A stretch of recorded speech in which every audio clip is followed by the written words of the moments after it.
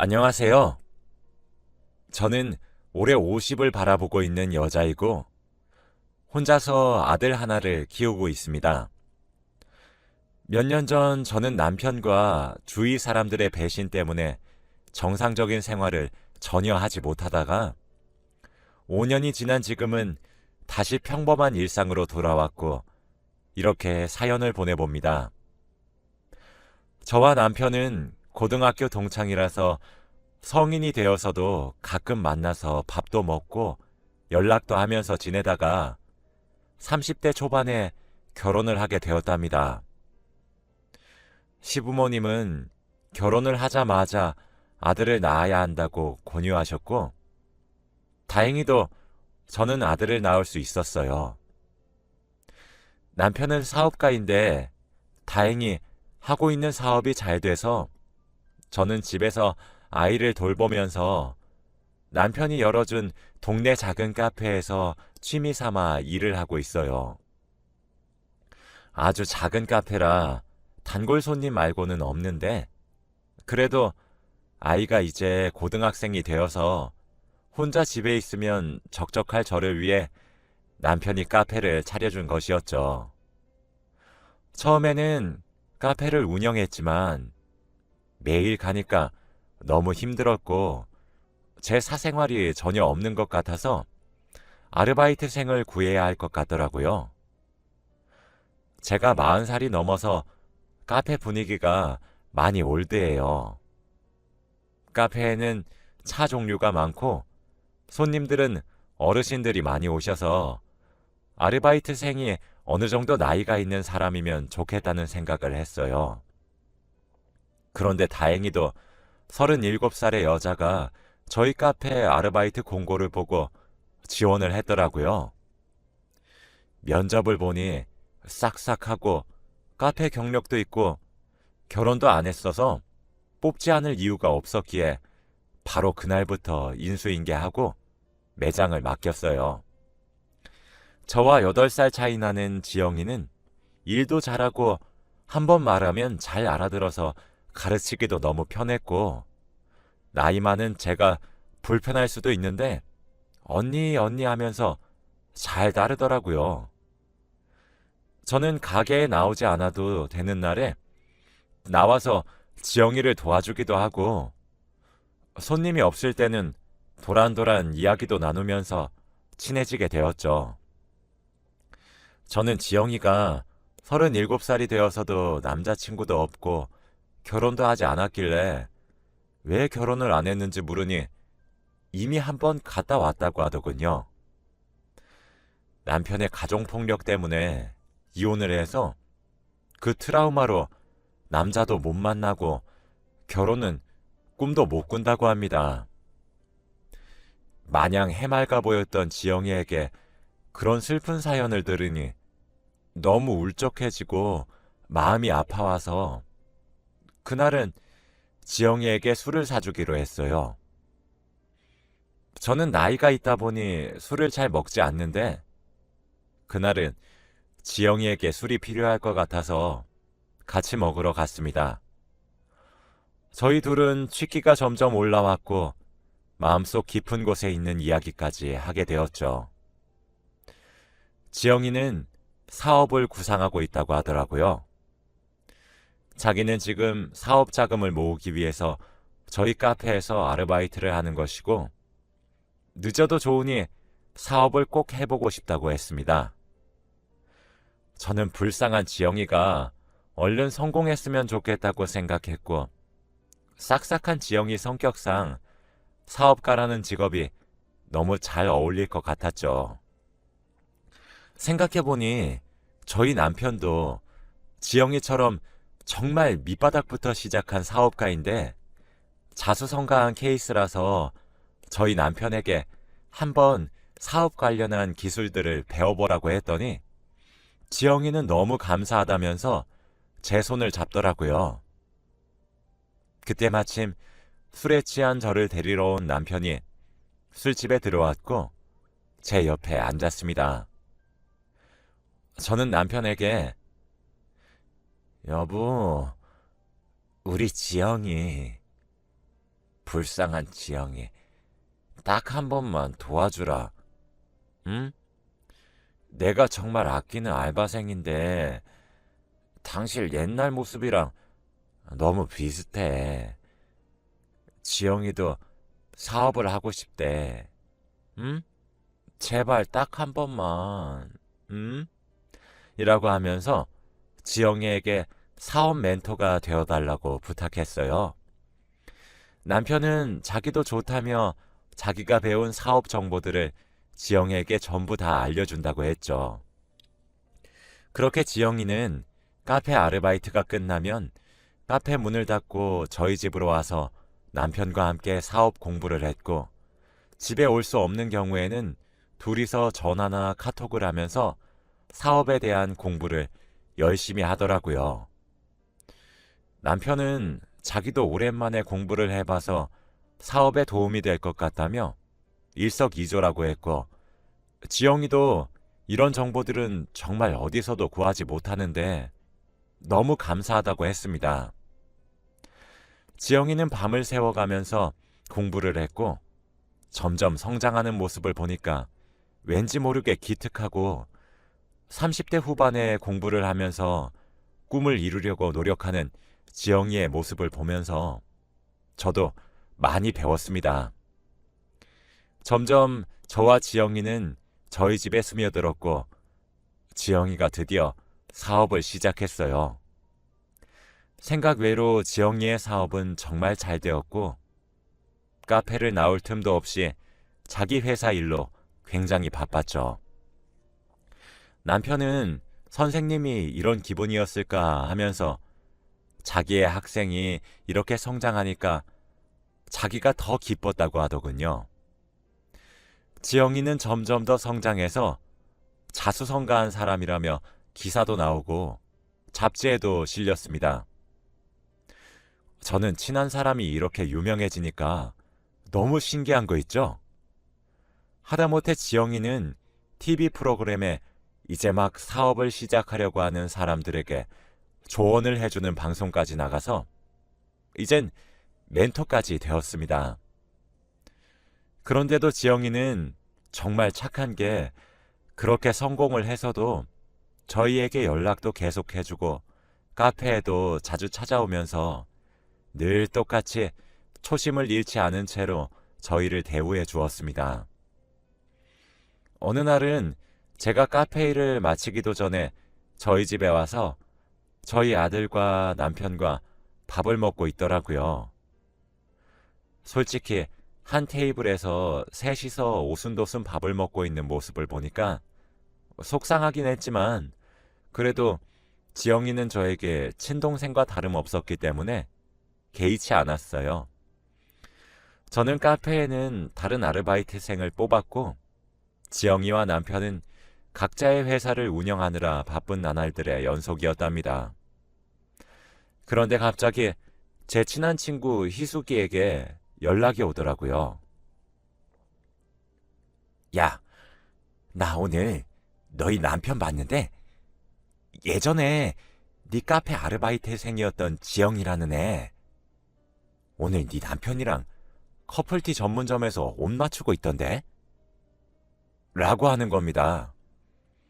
저는 그 말을 듣고 머리가 새하얘졌어요.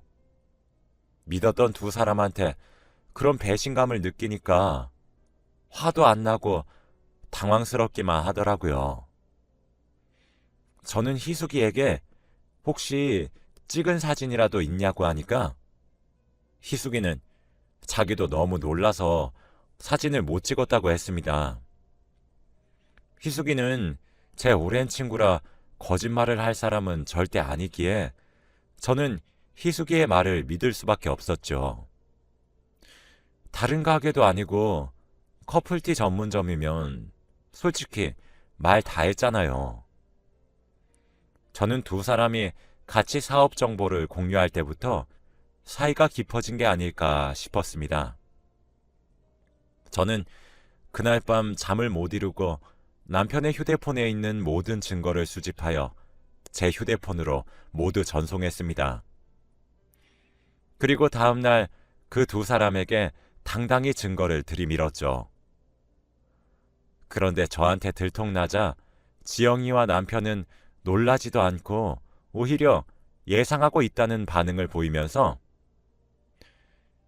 이제 알았어, 언니? 너무 늦은 거 아니야? 라고 하는 게 아니겠습니까? 저는 당당한 태도의 그들을 보니까 너무 화가 나서 남편과 지영이에게 나 시댁에 알릴 거야. 그리고 고소까지 다 할 거야. 라고 하니 지영이가 비웃더라고요. 언니, 시댁에서는 살림만 하는 주부를 좋아할 것 같아?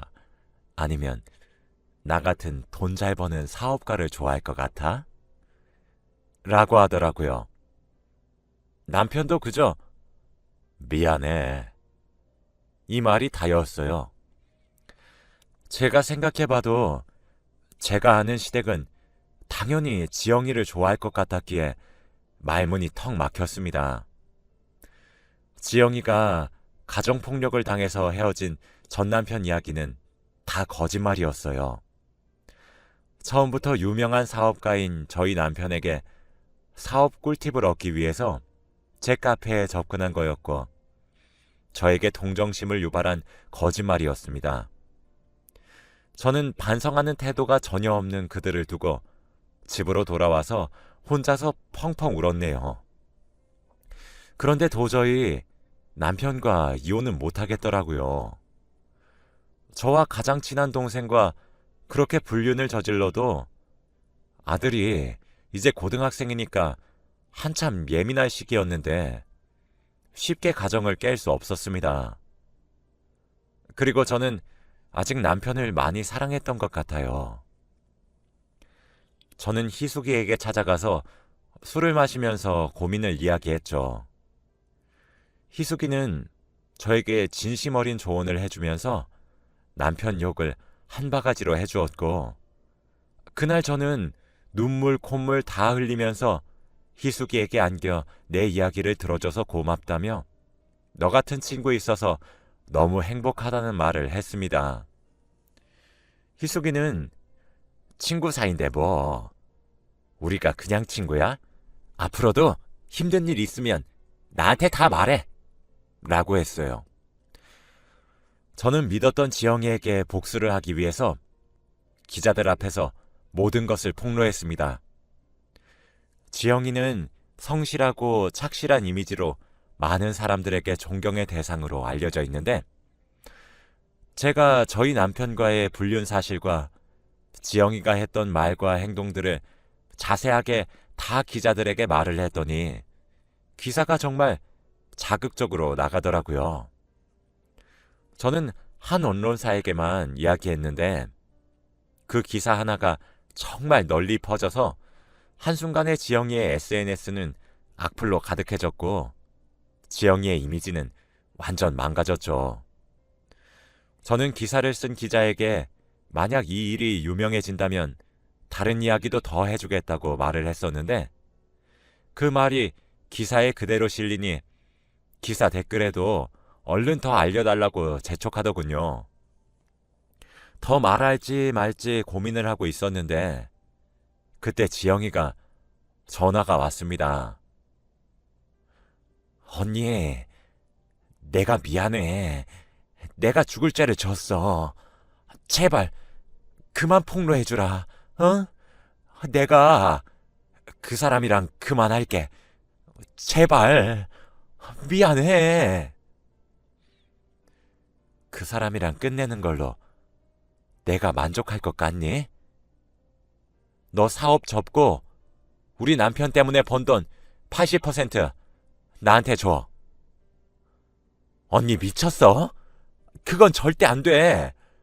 내가 이 회사 어디서부터 어떻게 키운지 알잖아. 회사는 내 전부야. 그래? 그러면 계속 회사 붙잡고 있던지. 난 기자한테 전화해야 해서 이만 끊을게. 안 돼, 언니. 잠시만. 알겠어. 어차피 지금 주가도 바닥을 치고 있고 나 더 이상 잃을 것도 없어. 내 전 재산 20%만 남아도 평생 먹고 살 수 있어. 알겠어. 그만해, 그만. 지영이는 그 전화를 끝으로 자신의 사업을 모두 다 접었고 연락도 끊긴 채로 잠적했습니다.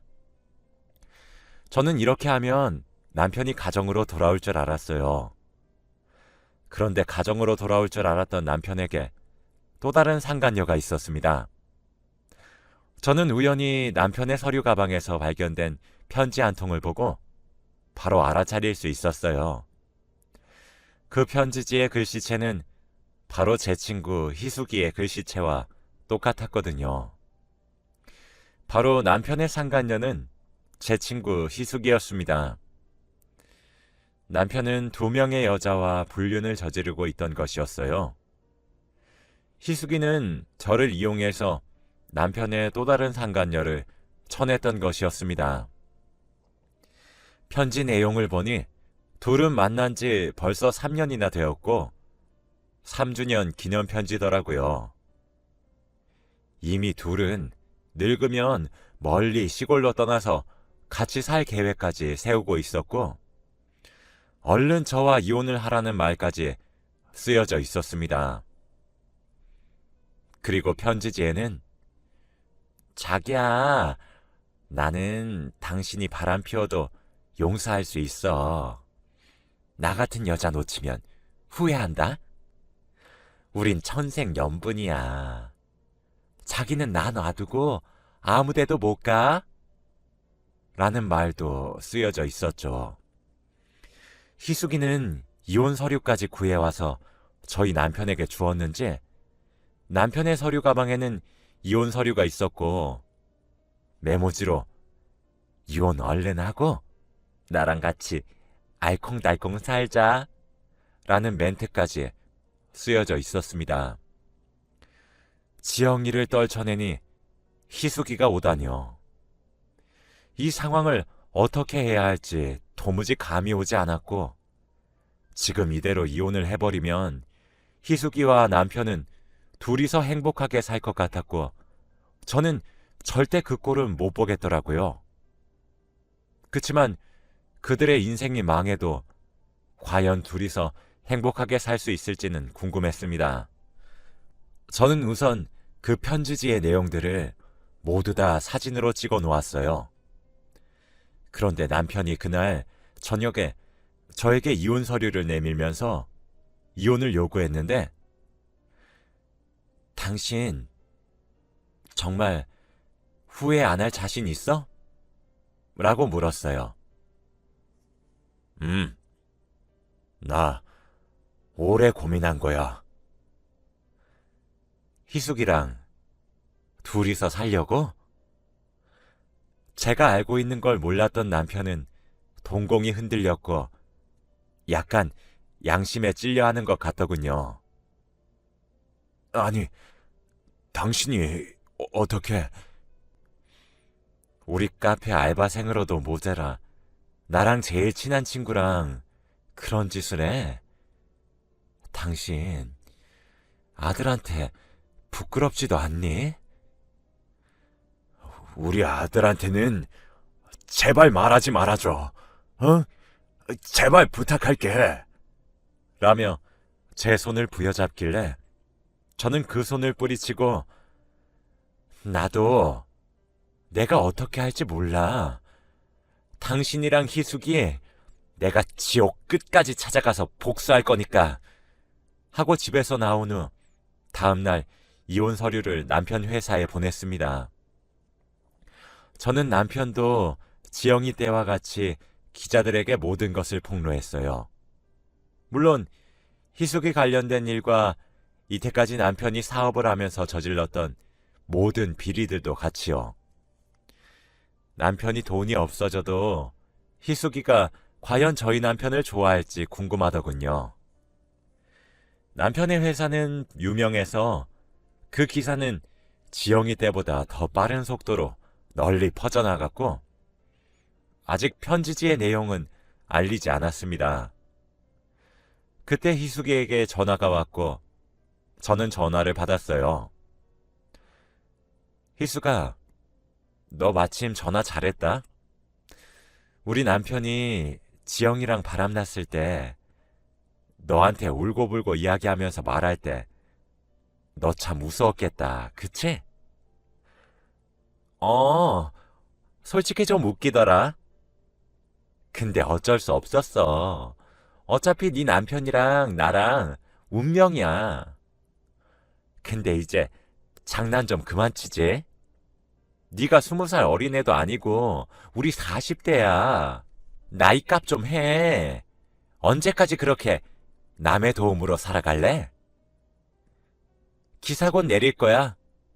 너 고소할 거고 기자들 돈만 몇 푼 쥐어주면 입 싹 닫아. 나이값 못하는 건 너 아니니? 희수가, 나 아직 시작도 안 했어. 지금 반응 봤지? 나 기자들한테 네가 우리 남편한테 3주년 기념으로 쓴 편지 아직 안 보냈거든? 그거 보낼까? 야, 너, 너 그걸 네가 왜 네가 그걸 왜 들고 있어? 그거 기자들한테 보내기만 해봐. 저는 대답도 하지 않고 전화를 끊으니 기자들한테서 전화가 엄청나게 많이 왔고 저는 받지 않았습니다. 결국 남편과 이혼을 하고 아들과 함께 집을 나왔네요. 시간이 지나서 남편 회사의 주가를 보니 땅을 치고 있었고 많은 사람들한테 질타를 받고 있었습니다. 남편은 드디어 정신을 차린 건지 미안하다고 했지만 저는 절대 흔들리지 않았고 남편을 차단했어요. 남편은 물론이고 지영이와 믿었던 희숙이한테까지 배신을 당하니 정말 눈에 뵈는 게 없더라고요. 남편의 불행을 멀리서 지켜보니 조금 안타깝긴 했지만 저 몰래 2명의 여자와 그런 일을 벌인 죄값이라고 생각합니다. 희숙이는 당연히 남편의 회사가 망해가니 오히려 빚쟁이라며 헤어졌고 저한테 제발 상간녀 소송은 하지 말아달라고 연락을 해요. 저는 할 생각도 없습니다. 다신 그 애의 얼굴을 보기 싫거든요. 그런 아빠를 두는 것보다 혼자서 저희 아들을 키워나가는 것이 오히려 아들에게 도움이 될 것 같아서 절대 만나게 해주지 않으려고 합니다. 벌써 몇 년 전 이야기라 아들도 많이 커서 지금 대학교 졸업을 앞두고 있는데 자기 아빠가 유명한 사업가였던 것도 알고 불륜남이라는 것도 알아서 딱히 밖에서 아빠의 존재를 말하고 다니지 않는 것 같네요. 저도 주위 사람들에게 남편은 죽었다고 합니다. 그럼 다들 뒷말 없이 깔끔하거든요. 남편의 2명의 상간녀가 저에게 너무 충격이라 그날 이후로 계속 사람들이랑 못 어울리겠고 카페 일을 하다 보면 손님들이랑 말을 섞을 일이 많은데 그것조차 못하니까 일상생활에 지장이 오더라고요. 그리고 스트레스 때문에 머리카락도 너무 빠지고 가끔씩 꿈에 그 사람이 나와서 저를 괴롭힙니다. 저는 너무 힘들어서 결국 정신과 상담을 받으면서 아픔을 치유하고 있고 카페는 잠시 아들이 맡아서 해주고 있어요. 저는 몇 년이 지난 지금은 이렇게 여러분 앞에서 과거의 일을 이야기할 수 있을 정도로 병이 완치되었고 다시 카페를 운영하면서 행복하게 살려고 합니다. 제 이야기는 여기까지입니다. 모두들 사람 잘 보고 사귀시고 들어주셔서